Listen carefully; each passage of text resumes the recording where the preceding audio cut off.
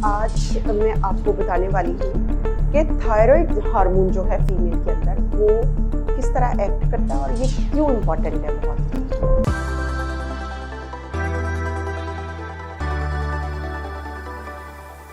अस्सलाम वालेकुम, मेरा नाम डॉक्टर तंजीला रहमान है और मैं कंसल्टेंट ऑब्स्टेट्रिशियन एंड गायनेकोलॉजिस्ट हूँ। थायराइड हार्मोन जो है इसके डिसऑर्डर्स 12% यानी 12% पूरी पॉपुलेशन वर्ल्ड के दरमियान हैं।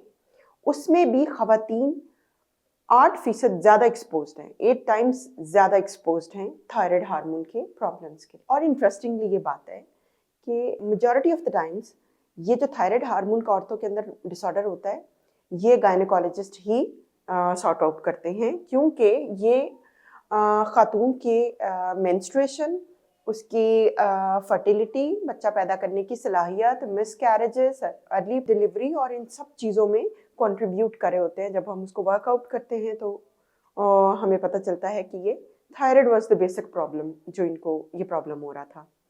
अच्छा, थायराइड जो है ना वो एक ग्लैंड है जो आपके नेक के फ्रंट पे जो विंड पाइप होता है या फिर सांस लेने वाली नाली होती है उसके आगे ही होता है, बटरफ्लाई शेप का होता है और इसके अंदर से 3 हार्मोन निकलते हैं, T3, T4 और कैल्सिटोनिन।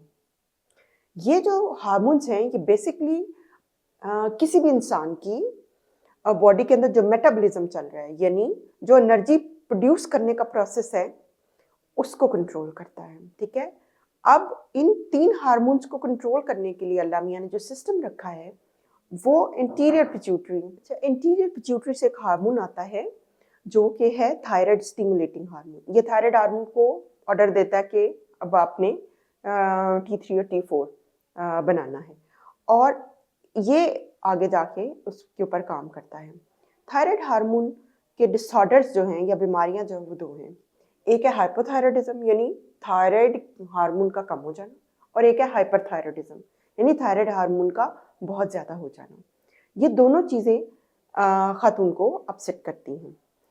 हाइपोथायराइडिज्म क्या हो, इसकी वजूहात क्या हो सकती हैं और हाइपोथायराइडिज्म की क्या हो सकती है। यूजुअली जो थायराइड हार्मोन के डिसऑर्डर्स हैं उसमें ऑटोइम्यून प्रोसेस चल रहा होता है, यानी ऑटोइम्यून थायराइड हार्मोन के अगेंस्ट ही बॉडी के अंदर एंटीबॉडीज बन जाती हैं जो उसको डिस्ट्रॉय करती हैं। कुछ इन्फेक्शंस हो सकते हैं जो थायराइडाइटिस करते हैं और इसके साथ आयोडीन की कमी हो सकती है जो कि थायराइड के प्रॉब्लम्स को करती है। इसके अलावा थायराइड का कैंसर भी हो सकता है जो प्रॉब्लम करता है। हाइपोथायराइडिज्म वाले पेशेंट जो होते हैं जिनके अंदर थायराइड हार्मोन कम होता है उनके अंदर जो अमूमी अलामात हैं, एक तो वज़न बहुत बढ़ जाता है, बाल बहुत गिरते हैं, स्किन बहुत कोर्स होती है, हार्ड होती है, स्केली होती है। इसके अलावा भूख बहुत लगती है और इन्हें नींद बहुत आती है। इसके साथ जो इनको फीमेल रिलेटेड प्रॉब्लम्स हो सकते हैं, इनके जल्दी पीरियड स्टार्ट हो जाते हैं, हैवी पीरियड स्टार्ट होते हैं, इनको बच्चा कंसीव करने में प्रॉब्लम होता है, इनके मिसकैरेजेस हो सकते हैं और प्रेगनेंसी के अंदर इनके अंदर हाई ब्लड प्रेशर हो जाने के या प्रीक्लैम्सिया हो जाने के चांसेस बहुत ज़्यादा हो जाते हैं। अब वो खवातीन आती हैं जिनके अंदर थायराइड हार्मोन ऊपर चला जाता है, ये बिल्कुल अपोजिट होती हैं उसके। थायराइड हार्मोन ऊपर वाली खवातीन थिन होती हैं, बिल्कुल स्मार्ट, भूख इनमें भी ज़्यादा है, लेकिन खाने के बावजूद इनका वेट नहीं बढ़ता, इनकी स्किन गर्म रहती है, इनके हाथों पे स्वेटिंग होती रहती है और ये खवातीन जो हैं ये एक्सपोज्ड होती हैं कि इनको पीरियड्स कम आते हैं, लेट आते हैं और समटाइम ऐसे होता है कि पीरियड्स बहुत जल्दी बंद भी हो जाते हैं। इन खवातीन को भी बेबी कंसीव करने में प्रॉब्लम होता है। जब हम इनिशियली वर्कआउट कराते हैं तो हम अपने पेशेंट को कहते हैं कि आप अपना थायराइड हार्मोन का चेकअप कराएं अपने जो फीमेल हार्मोन्स हैं उसके साथ, क्योंकि थायराइड हार्मोन का जो स्टिमुलेटिंग हार्मोन है, थायराइड स्टिमुलेटिंग हार्मोन, वो उसी जगह से निकलता है जिस जगह से अंडेदानियों को स्टिमुलेट करने वाले हार्मोन निकलते हैं।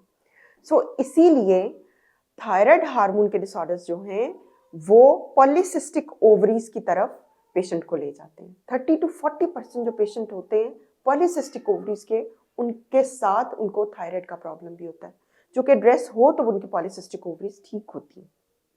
ठीक है, थायराइड हार्मोन अब जिनका तो कम है उनको ओरल एक्सटर्नल थायराइड हार्मोन दिया जाता है जो थायरॉक्सिन के नाम से टैबलेट होती है।